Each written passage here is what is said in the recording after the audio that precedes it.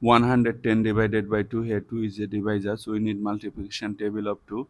2 times 0 0, 2 times 1 2, 2 times 2 4, 2 times 3 6, 2 times 4 8, 2 times 5 10. To find out the multiplication table of 2, just add 2 with the previous step. 0 plus 2 2, 2 plus 2 4, 4 plus 2 6, 6 plus 2 8, 8 plus 2 10, 10 plus 2 12, 12 plus to 14. This process will continue, right? 2 goes into 1 how many times? 0 times.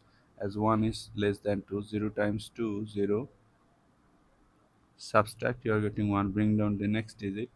2 goes into 11 how many times? 6 times 12, which is get us, so 5 times. 5 times 2 10, subtract 1, bring down the next digit. 2 goes into 10 how many times? 2 goes into 10 5 times. 5 times 2 10, subtract 0. So our answer is 55.